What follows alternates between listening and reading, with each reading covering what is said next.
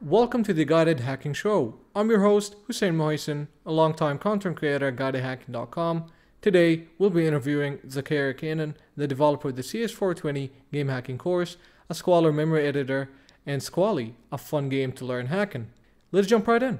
So, how'd you get started? Yeah, so my family is actually very technical, right? So my dad's a software engineer. My mom ran a business actually like selling DLC for the original Sims. So she'd make like back before DLC was even a thing, right? She would make like Yeah. beds and furnitures and like sell it on her website. And so she had a small business doing that. And then I've had a couple stepfathers also technical, right? So I like my You, first stepfather worked at a company called SocialNet, which was actually like the precursor to LinkedIn. So like a small group oh, of them split off to start LinkedIn. So he was not part of that, right? He could have been yeah. mega rich, but no. Uh, my stepdad later in life was actually one of the developers on the original Sims, and so I sort of grew up with all these smart people in the house, and Indeed. yes. Like, And then I moved to like, at some point, like early in my life, I grew up in sort of before, the age of like kindergarten. I was in like Oklahoma, but then we mhm. moved to California during the dot-com boom. Huh? So that's how my parents ended up there doing all sorts of stuff. you, But you, yeah. yeah, go ahead. Sorry. Yeah, I mean, you're currently based out of San Francisco, right? Which, Yes. So it was yeah. an interesting adventure to get here, I will say, because it wasn't like what I said so far makes it seem like I was handed sort of like the lottery ticket in life and it was all easy. But actually, at some point, in like, my stepdad who worked on The Sims, he sort of made them rich, right? It's not like he got rich doing this. Uh, he Exactly. made Maxis and EA rich essentially. Yep. And so, and it was like he was like the sixth person on the team. So he wasn't like, he was just an employee essentially, right? After making someone that rich, he's like, you know what? Why don't I just make my own games? And so him and my mom teamed up and like they had been working on indie games and like failing at it for like a decade. And so I Yeah. grew up like kind of poor actually. And we moved to like the like Central Valley, which is sort of like away from the Silicon Valley. It's like sort of the farmer area of California. Oh, And so okay. yeah, so I like mostly grew up there. Um, and my parents were I just mean, like trying all sorts of stuff, right? They were making like mobile games before like the iPhone, so it was like on like flip phones, and like those sucked, and like they're indie games, and they were just failing, right? And eventually, they they never really found success there, but I guess the entrepreneurial spirit rubbed off on exactly. me. Today's episode is sponsored by Malcore.io. Scanning files for unknown threats has become essential, yet the steps to accomplish this remains complex and demanding of resources. Malcore provides a new approach to malware analysis. It was designed to automate this process, and all of it can be done online within a sandbox which is able to process samples within seconds. Malcore hunting allows users to look for threat intel. Users will be able to hunt by providing the IP address or Yara rule. Malcore also provides a number of scan options to run on uploaded files. Standard scans include the ability to check for file similarities using code reuse, there's an option to analyze domains, and you can also perform analysis on an executable. Pro scans allow you to perform a binary diff onto binary files, and there's also an option that gives you access to Malcore's threat feed and allows you to gather data from it. But those are only some of the options, there are many more that you can choose from to fit your needs. Malcore offers affordable account options for you to choose from that would best cater to you. Different tiers gives you different file upload allowances, hunts, and scans. But you can start by signing up for a free account today at malcore.io. Do you have a favorite game genre or? Yeah, so I guess growing up, it was a lot of MMOs, and this is sort of how I Mm, got into game hacking, right? So I played like yeah. RuneScape and like the botters sort of like I was like, of course, if you're playing and you see the people botting, you're like, I want to do that Yeah. too. And then there was another game, Maple Story, that I loved. And this is what sparked me wanting to learn game hacking is I saw this guy like flying through the air. You can't do that in that game, right? Like you can't fly Yeah. through the air. You And can. this guy was doing it. And I was like, what the heck is this? Like, how is he doing that? And so I went to Google and I typed in, I was like, surely he must be editing his EXE. And so Yeah. I went to Google and I typed in EXE editor and I thought that that's what it was. Like, I was like, oh, surely this is going to get me to the tool that I need to do the Yep. job. And this like sort of opened up the rabbit hole of like, no, you're not really editing the EXE. You're editing the process that's launched. And actually here are these tools that people use. I mean, they're all Hmm. detected by the way. And like, it's just like This drinking from the from yeah. the fire hose, right? Yeah, exactly. Yeah, I mean, yeah, getting started is, I think, is like one of the trickiest parts because you need to figure out where's the correct way and where's the essentially not the correct way. Yes, Uh, and it's a lot, and that yeah. was it's and I think like the same thing that happens to everyone, right? You go and you like okay, you learn a little bit of cheat engine, you learn a little bit of scanning, Mhm. and then you want to graduate to the better stuff, and then you got to learn some like assembly. And there were like no tutorials when I started, right? It was all like Yeah, here's a manual, good luck. exactly. And you need to like read multiple sources, spend a lot of time reading multiple articles and stuff just to Like figure big out form simple things. threads. I remember there were a lot Yeah, of like, here's my guide on assembly. And like they would use really bad analogies. They'd be like, the yep, stack is like writing something on paper. And I'm like, what? yeah. Doesn't make sense. Exactly. Did you have any programming experience like when you started researching game hacking when you No, wanted to actually, fly? this is Oh. I learned both of these simultaneously, and this is where I got to lean Mm. on my parents a bit for help Hmm. because like I guess there were a couple things that happened in parallel. For like, I started learning assembly just from like tearing into games. I would say like my first 2 years of game hacking was all scanning, and then at some Mm. point I was like, Yeah. I need to upgrade from this, and like my first like line of code was injecting like a no op into Minesweeper, right, Oh, to stop yeah. the timer. And I think I still remember the address of the timer to this day. It's like 100579C, right? Like I messed like Minesweeper's been my like go-to hacking like mess around game for a long Yep. time. And so that That. was the first thing I Yeah. did. Then from Mhm. there, like you started escalating your way into where you are Yeah, now. I and think. there was another thing that happened in parallel, which is like, okay, my Mm. stepdad works on games. I also wanted to make games, and so I like pulled up Game Maker, and I was trying to make this like, if you ever played the old Pokemon games, they're like ice gym puzzles where you got to like slide around to get to the end. I tried Yeah. making one of those, and I was gonna do it in Game Maker, and then like sort of my stepdad came in. He's like, "What the heck is this software?" Like, no, no, no. You're gonna learn C sharp. You're gonna learn like X and A. You're gonna The learn like hard how to. way. Yeah, exactly. And so like literally, he like lecture me on these things, and like I did not. Like it took the fun out of it a little bit. Yeah. I was like this, and then like my mom's like, "Oh, I'll do the art," and like somehow like my first game project was like taken from me. It's like it looked really nice at the end. It was like my mom put in like a penguin character and like the whole. I just wanted it to be like ugly with blocks, right? That's what I was gonna Yeah. build, but they sort of like helped me like bring it to the next level for whatever reason. But Yeah. it's Yeah. yeah. Yeah. I mean, instead of using these drag and drop builders, nah, you're getting right into the action. Yeah, so that Yeah. helped Essentially. fast forward my learning a lot because like Mm. I probably would have still gone down this route. Like I feel like I'm naturally very curious. A lot of people in game Hmm. hacking are. I Yep. feel like you listen to a lot of these game hackers, it's all the same story. Like, oh, I saw someone doing it, I got curious. Exactly. And many of these game hackers go on to do pretty like great things, right? The CEO of Shopify, I believe, got his start Yeah. in game hacking, and like there's a bunch of others. There's just like a Mm. long list. And if it's not game hacking, it's either making games. I think Elon Musk got his start in making video games. I It's think like so. or hacking in general. I think like Max Levchin, the one of the founders of PayPal, now Affirm, like I think he was just big Hmm. on like hacking in general, or at least like a lot of like low level cryptography stuff. So Exactly. And I feel like learning game hacking, you learn a lot of stuff indirectly, which honestly gets you ready for multiple things, hardcore stuff. oh yeah, For it's yeah. hilarious. Like I don't know if you've had this experience, but you sort of like I went to a university and like Mm. my first 2 years of like computer science, I would just show up first day midterm final, right? Like it just like Yeah. I didn't there was nothing to learn.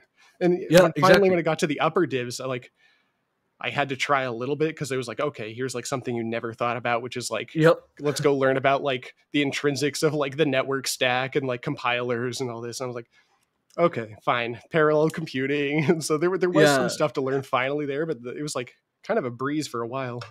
Yeah. True. So at this point, what motivated you to create Squally and Squalor?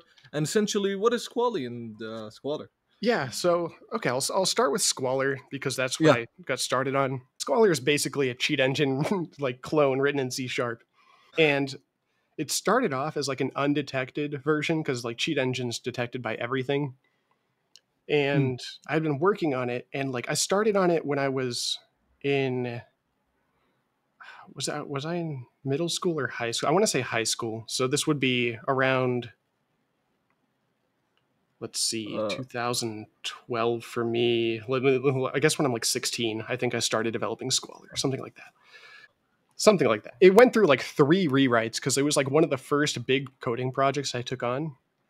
And like it turns out like it's very hard to architect these things, right? So you're making like if you think True. about it naively, you're like, oh, to make a memory scanner, it's really simple. You just grab all the use like virtual query EX to grab all the pages of memory in an external process, and then just like for loop iterate and like, or like you just save them off somewhere and then like do like a for loop to like compare the old and the new.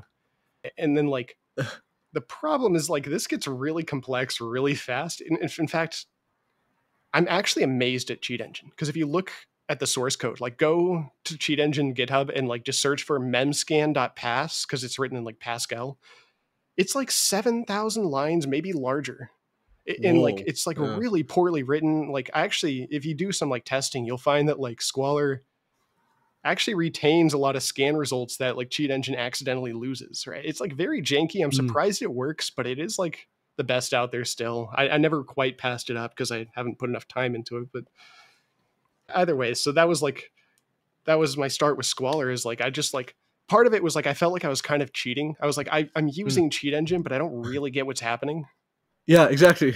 Yeah, and so I was like it felt kind of dirty using this tool. I'm like I'm not really like I don't know. I don't really get like what is happening. Yeah. Exactly. Yeah. I don't know if you felt similar, you know, and you Yeah. felt the need Yeah. to, like, dig in. Indeed. Like sometimes you try and replicate building a tool you've seen off GitHub, and when you start building it, you're essentially not understanding what's happening at the beginning. So you either Yeah. dig deep or just leave it away and find something else. Right. Like a lot of people who call themselves hackers are just people who run like, you know, a port scan and then like, oh, Yeah. you've got a vulnerability. And then Yeah. it's like, okay, but you don't actually like know that much, do you? You didn't learn. And that's something I wanted to like, you know, I launched those lecture videos on YouTube. And part of Yeah. it was like, I wanted to do both of those. I wanted to not just teach the theory, but like then go show you how to use the tool. Exactly. Like we're gonna get to CS420, I think. Yeah. I can get to that in a bit, but okay, yeah. So back to the tool. So it just started off as this thing I worked on quietly, and like I kept running into all these roadblocks from my like basically software engineering incompetence, where I'm like, wow, I architected this wrong. It's actually becoming spaghetti code. Let me nuke it. And then I've learned a lot since then. Let me rewrite it. And so I did that 3 times. And now I think the code base is like very beautiful and clean, but I just don't have time to like make it better. Yeah. And then and here's the funny thing. Around this time, I was about to graduate college, and I was like, I don't really want to like get a job. Let me try and sell Squalr. And so I tried to like charge for Squalr, and I realized that like no one's going to pay for like a worse version of Cheat Engine, even if I promise them. Yeah, even if I promise that one day it might be better, like no one's going to pay for it. But I realized a lot of people were coming to me with like computer science questions. And I was like, well, that's when it like clicked in my brain. I was like, you know, I've made a few small games now. Maybe I could just make a game to teach people these things. That way the tool is free and I can sort of like charge for the education bit, but not even charge entirely for that. I'll like also do this free YouTube course so that like the people who can't afford it can get some value, and then like extra bonus value for those who can afford it. And like that actually sort of worked. I think it wasn't like a crazy, sorry, go ahead. No, it actually did work because I essentially discovered GuidedHacking, and from GuidedHacking I started learning from your course, which honestly gave me the foundations, and it did work. I then bought Squally just to practice, and it was really good. I liked it. Yeah, so I mean, it's been like a mild success. So like that's the funny thing about being in the Silicon Valley is like there's always, you know, I actually sort of love it about this place. They're always sort of challenging you here to think bigger, right? And it's like you know the $1 million business is not enough. You need not that I ever got to that either, but it's like so $1 million stuff. You know what I mean?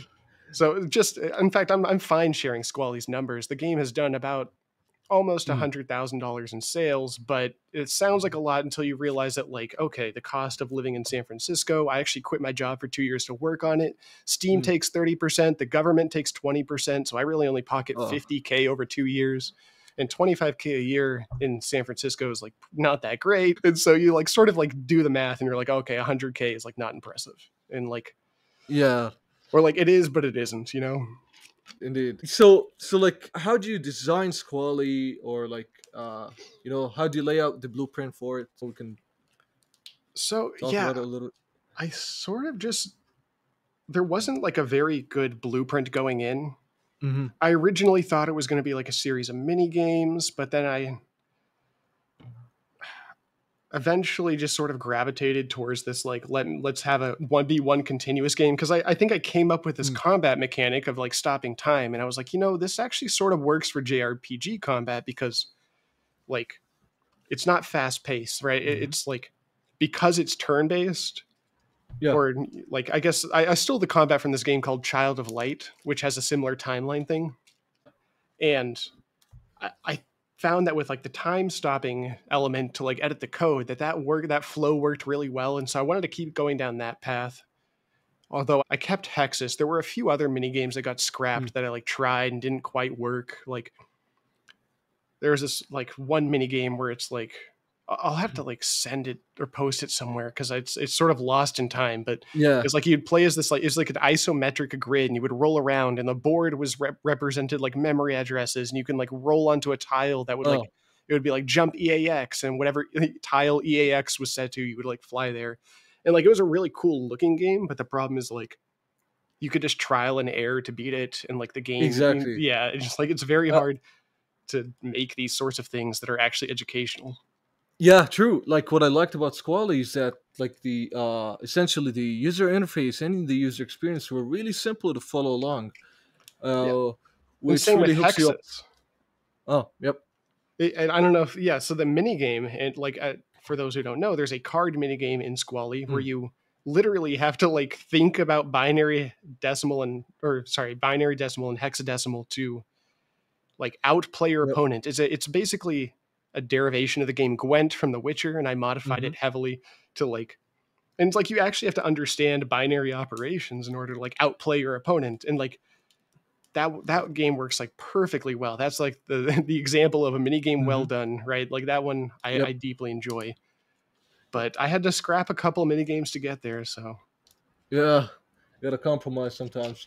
And Squally is open source as well, as long as Squalor, yeah. right? So this is Mm. something that like I wasn't sure if it was like a stupid Mm. move or not when I did it, right? Like nobody open sources their video games. Like Yeah. it's especially ones they charge for, because they like, It's it's like I don't know what the fear is. I guess the fear is like someone's gonna like rip you off. it's also not like a common practice for someone to open source their game. Like, you can find some startups working on internal toolings that are open source or whatever. Right. Yeah, but for games, it's actually not that common. I think so. Yeah, and I will caveat that it's not fully open source, because like some of the Mm. art is from like asset source. So like basically the Hmm. assets are not in the GitHub, but if you want the assets, it's really easy. You just like buy it on Steam and then copy Yep. like the resources folder over to the Git, like the Git repo, and you're Yep. done. You Yep. have it all. And so Exactly. that was my So solution there.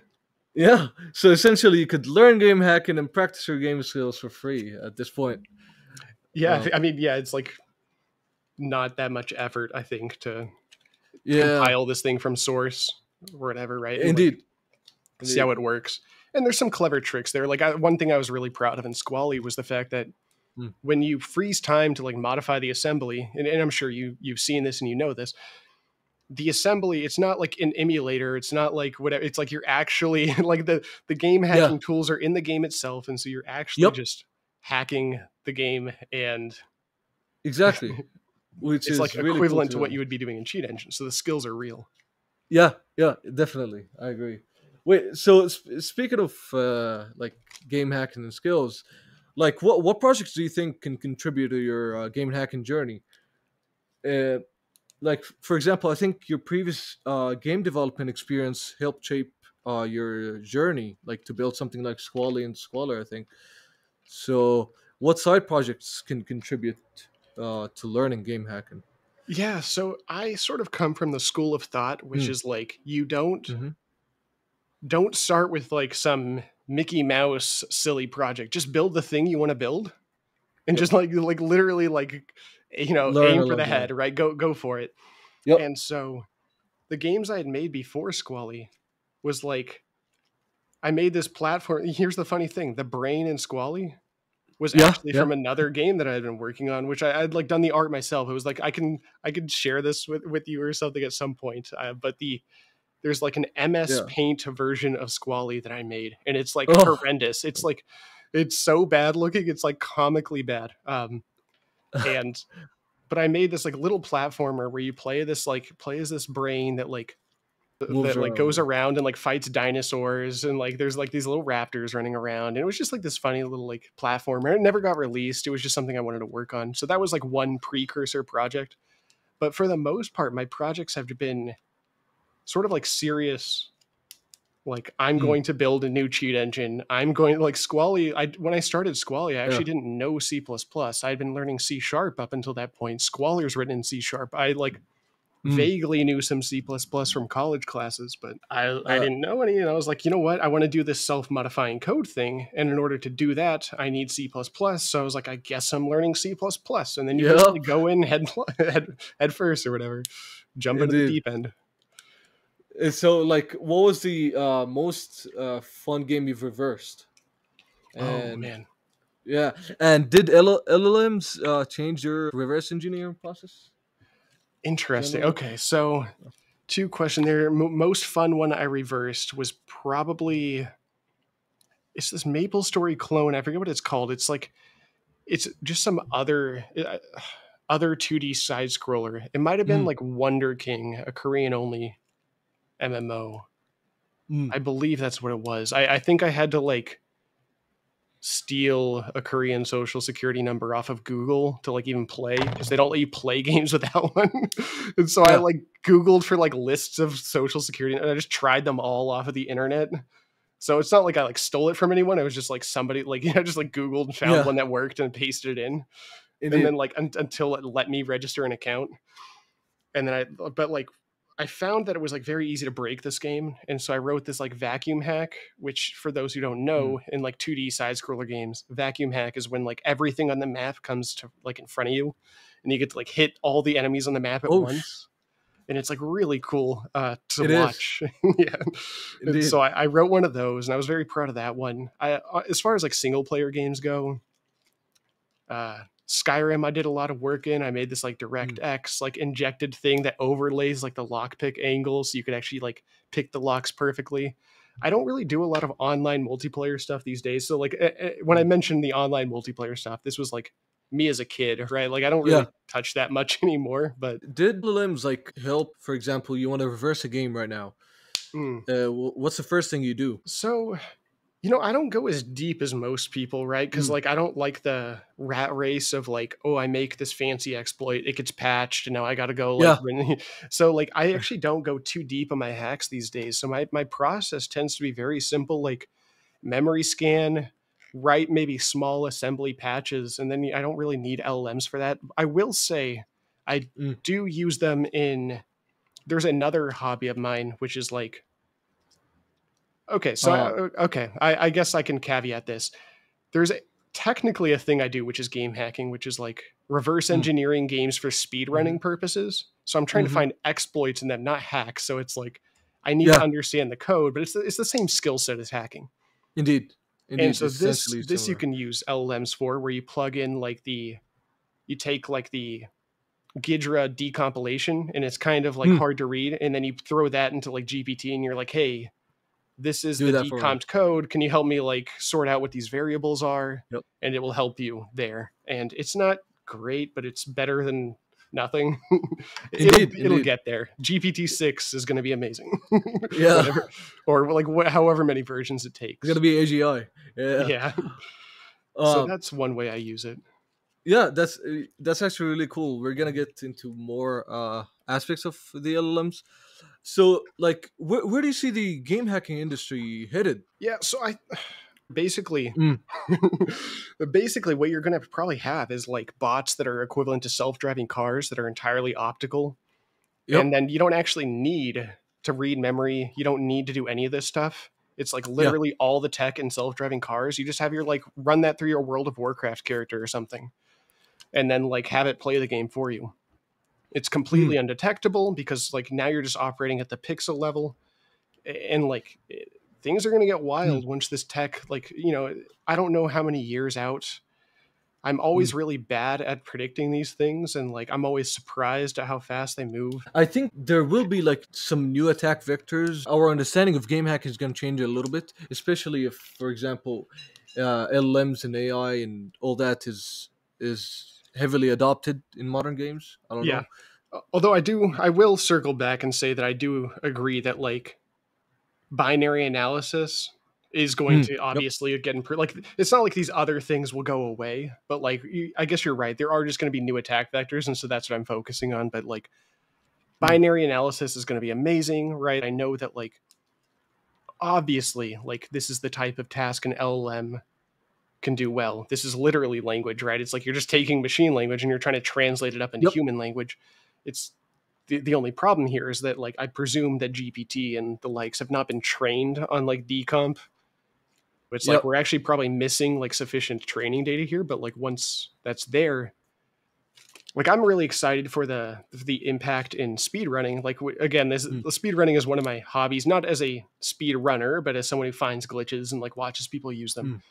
And I think it's going to be really cool when you could take like a 20-year-old GameCube game and just be like, give me the source code. What are you like working on now? Yeah, so that's a new game. Yeah, it's quite funny, right? You'd think that I'd be still in the hacking area, but yeah, we're not expecting any Squally levels anymore. Yeah, so I may put out a patch to like, because the game's a little rushed towards the end, right? I think anyone can kind of feel like, okay, there was like supposed to be a snow chapter that's not there, and there's supposed to be some other things, and like there was like really supposed to be more mini games than there were. There only ended up being hexes, right? So there was like it's like lacking a little bit. So maybe in the future I'll get to patching it, but yeah, right now I am working on educational games to teach English. It's a funny pivot, but it's basically, I don't think there's a lot of opportunity in game hacking, right? Like in terms of like monetary, like societal impact sort of thing. And this is what I'm talking about, right? I was talking about earlier, where it's like you move to the Silicon Valley and it's like, oh, think bigger, right? You can become potentially a million. Like, you know, I bet if I went really hard on Squalr, I could potentially become a millionaire off of those things if I like really, really went hard and like put a decade grind into it. But I think that there's like a clear ceiling there, right? Yeah, true. And I don't want to touch anything illegal because that's just a lawsuit waiting to happen. Like hard pass. I don't want to be the WoW glider guy. Like 6 million in the hole or whatever it was. I don't know. So basically, I realized that, like, you know, when I was working on Squally, I actually really liked the educational game aspect of it. And the fact that I went like really hard on that, right? When you think of educational games, I usually think of like really cringy games where the art's bad, the gameplay is like fake, where it's like, oh, you like in the middle of combat, you have to like stop and solve a math problem. It's like, that's not fun, you know? Indeed. And so I was like, well, you know what? I bet I like education. I enjoy learning languages. I've sunk an ungodly amount of time into learning French, and I'm actually okay at it finally. But like, it just like, it took me a long time to get there. And like, I was using a lot of the products out there, like Duolingo and like Rosetta Stone and like Interpals for like chatting with people. I even like Skype strangers. I used all these products and I was like, you know what? All of these kind of suck. And the best product is actually still just a plane ticket. Like if you want to learn a language, just like the best product is just go to that place and then just like immerse yourself. And it's like wild, right? You like the promise of technology is it's supposed to be like the best, right? Like it's supposed to be better than all the other options. And like here we are, and like a product that was available in like the 1800s is still superior. I definitely agree. I've also remember like I think you brought a language analogy during the CS420 game hacking course. So right. The for binary decimal or whatever, right? The base systems.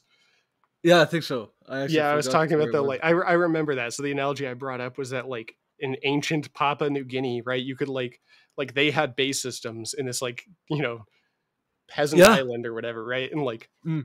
the way they would count yams differed like based on big or large, and they'd use a different base system. And like, yeah, I remember in the video, I was like, so if like some random peasant from many years ago can learn multiple base systems, so can you. Exactly. Yeah. Yeah. And so that was my motivation. But yeah, so anyways, Indeed. like back to what I'm working on is basically it's Mm. like a really like insane, like I want to make the most insane language learning game you'll ever play. And we're just doing English for now. It's my brother and I working on it. Mm-hmm. And like Unreal Engine, like you play through like interactive stories. We're working on this like telekinesis timeline now where it's like sort of like the plot in like Stranger Things where there's like the girl in like the lab and like something sort of akin to that. And it's like the way you'd learn is like, okay, you're going through experiments and like, you know, the scientist in the intercom is like giving you instructions like, okay, use your powers to lift the red block and put it on the green one. Right. And so it's like, that's the way you're getting the language versus like the standard experience. The standard experience is just so poor that like we think we can really just blow that out of the water. Right? Yeah. Like, robot voices are not the way people should be learning a language. Exactly, and now English is more important than anything else because that's literally the way to interact with LLMs and AI, which is being integrated with anything you do in life. Yeah, it is funny. A lot of people think that like the solution to like they think like, oh yeah, the chat, like just talk to the chatbot to learn English or something. It's like no one, like you have to understand like if you were to learn like Japanese or something as an English speaker, it would take you 2,200 hours. I am not going to talk to a chatbot for 2,200 hours. Like you need like some engaging content, some real content. And then you have like grown men watching like Winnie the Pooh in Romanian because like that's the only content they can find. Exactly. It's like, no, we could do better than this. Like games are here. And so we that's definitely could do better. Yeah, and like sometimes you write the wrong prompt, you get different answers. You write the correct prompt, you get better answers. It's a nightmare. Which all relies on English and language, essentially. I guess I'd never thought about that. I never realized the extent to which these things are trained on English. Yeah, indeed. That's wild. Yeah. And I mean, in general too, this is like if you're from a country where English is not the predominant language, often like learning English will like 2x your salary or something, right? Like, definitely. Yeah, anything you do right now, like English is essentially necessary. For example, Cyprus, where I study, computer engineering is. So it's a Greek country, but English is part of the official language. So 80% of the island speak English. Oh, that's fortunate. I actually forgot to ask a great question. How'd you get to know guided hacking?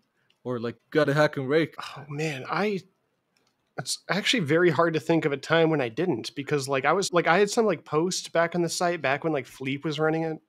And like, so you're a real OG.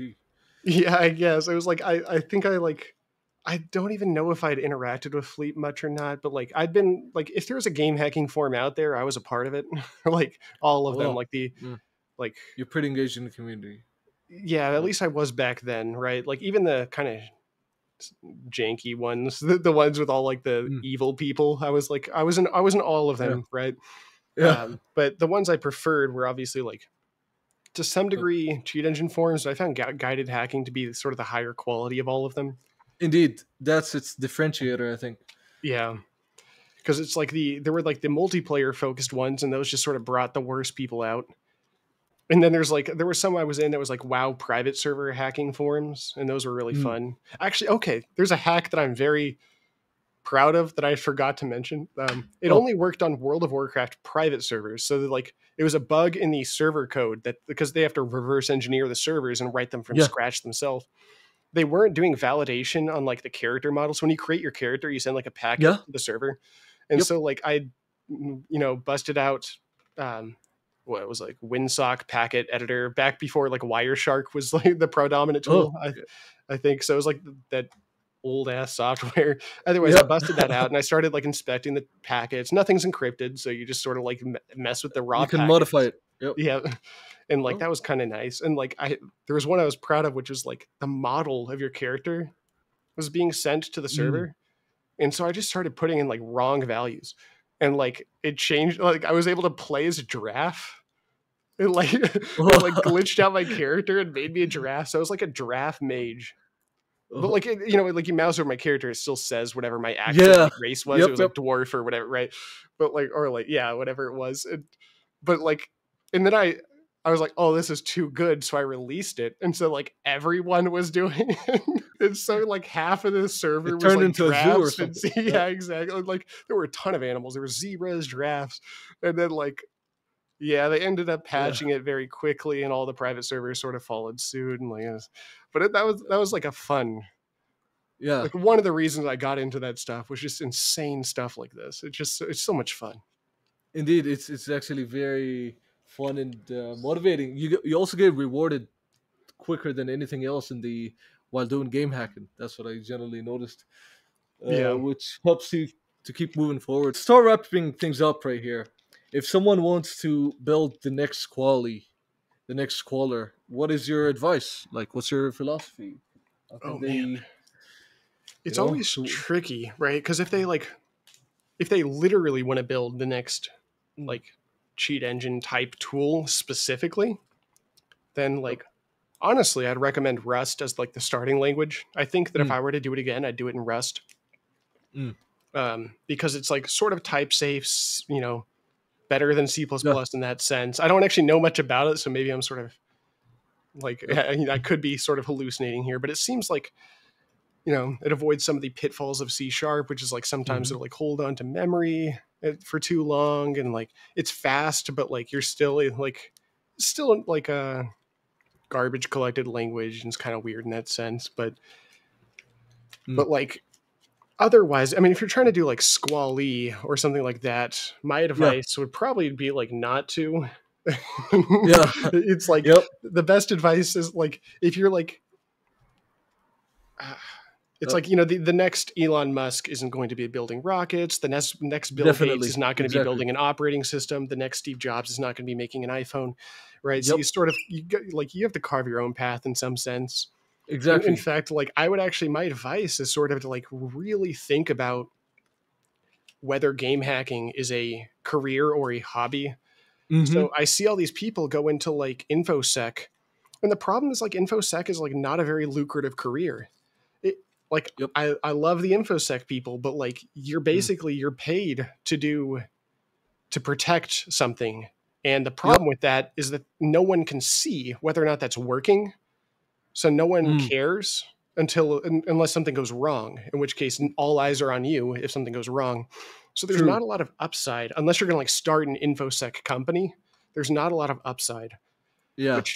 Which, you know, maybe there is. Like maybe if you want to like start like some like really crazy like AI powered threat detection or something that like runs through all your stuff, like you can do something like that. But otherwise, like my advice is to like really think critically as to whether this is a hobby or whether or not this is like a career. Yeah. Because a lot of we were saying earlier, a lot of people who go on to do really amazing things, they started in game hacking, they learned everything about computers, and like and then they sort of graduate, and that's what I'm doing that a little late, right? I'm like only now sort of moving on. But there's something very powerful about being able to understand what happens all the way down from like the atom to like the pixel on your screen. Yeah, exactly. I think this gives you automatically an edge to whatever you do in life. If you understand stuff from first principles and understand, you know, things at atomic level. Yeah. And like now it's even like and like now I'm doing like some other fun stuff. Like I'm a lifelong learner, so now like in the game I'm making now I'm like using AI to like voice act all the characters, because now voice to voice conversion is good. Even music generation is good, so we have like AI music, some AI art, AI. Then it's like you can really be a one-man army and like a lot of things. And so I'm excited sort of for new things now. Definitely, like everyone is anticipating this $1 billion one-man army startup. Yeah, I'm sure it'll happen. I mean, technically, it already happened with like Bitcoin, right? That guy. So, but like, yeah, it's aside from that, like, I'm sure there will be many more. Indeed, we could wrap it up. I've really enjoyed having you in the GuidedHacking show as our first guest. So Awesome. Yeah, no, yeah, thanks for having me. It's been a pleasure. yeah, man.